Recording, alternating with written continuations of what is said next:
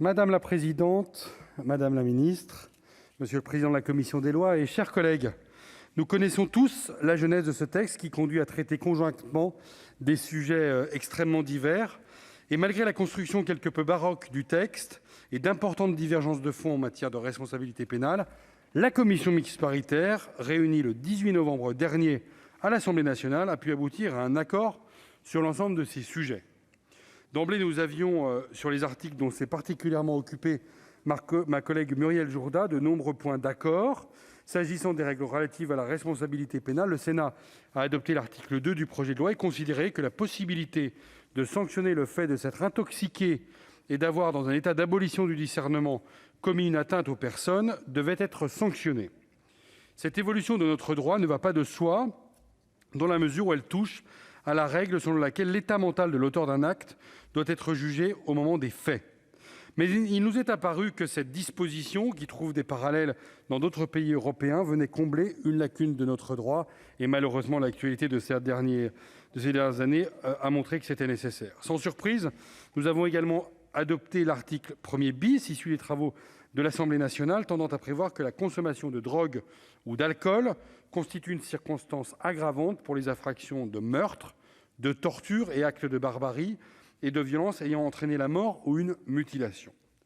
Cette disposition rejoint la volonté que le Sénat avait exprimée sur le rapport de notre collègue Nathalie Goulet dans le cadre de la proposition que nous avions adoptée en mai dernier sur les responsabilités pénales, chers collègues.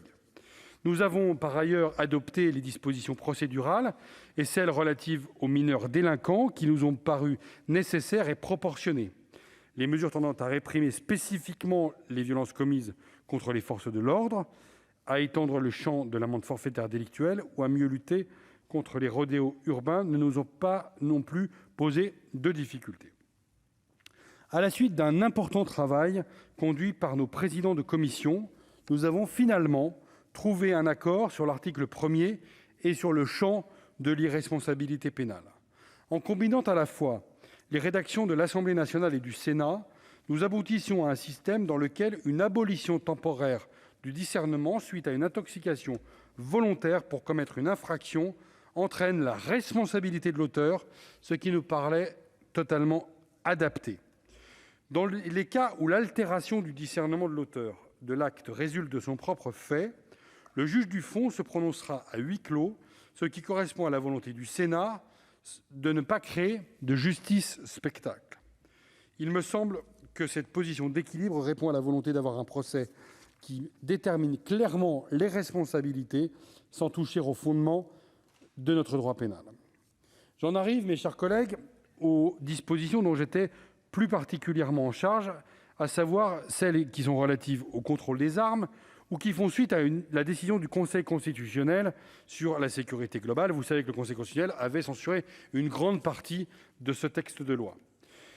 Les articles relatifs au contrôle des armes au niveau national portent des évolutions de bon sens, permettant une meilleure effectivité des interdictions d'acquisition et de détention et un plus grand contrôle de l'accès aux métiers de l'armurerie et de l'armement.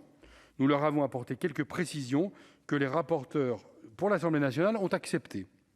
Plusieurs articles reprenaient ensuite les dispositions de la loi sécurité globale qui avaient fait l'objet d'une censure par le Conseil constitutionnel. Il s'agissait en premier lieu de l'article 6 visant à accompagner la montée en puissance de la réserve civile de la police nationale, reprise d'un amendement sénatorial inséré dans la proposition de loi sécurité globale. L'article ne soulevait pas de difficultés entre nos deux chambres. En ce qui concerne la captation d'images par les forces de sécurité, plusieurs articles du projet de loi proposent de donner les moyens aux policiers et aux gendarmes de mieux tirer parti des nouvelles technologies de captation d'images. Le Sénat s'est attaché à trouver un équilibre entre opérationnalité de l'usage des caméras et protection du droit au respect de la vie privée.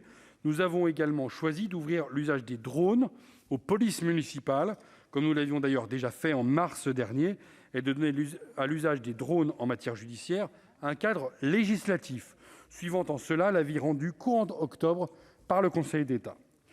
Deux points que nous avons ajoutés posaient plus particulièrement problème aux rapporteurs de l'Assemblée nationale. Il s'agissait en premier lieu de la durée de conservation des enregistrements issus de la surveillance des cellules de garde à vue, que nous avions allongée pour permettre l'exercice des droits de la défense et des modalités de consultation des images captées par des caméras aéroportées. Nous avons entendu les arguments des rapporteurs de l'Assemblée nationale, qui ont par ailleurs accepté d'autres modifications que nous avions portées, qu'il s'agisse à la fois de la conservation des images pour les procédures administratives et disciplinaires, d'une meilleure information des personnes dont l'image est captée ou de la consultation des images issues des caméras embarquées par les agents eux-mêmes. Il me semble, madame la présidente, donc que l'accord que nous vous proposons d'adopter aujourd'hui constitue une position d'équilibre entre nos deux chambres, et nous nous en réjouissons.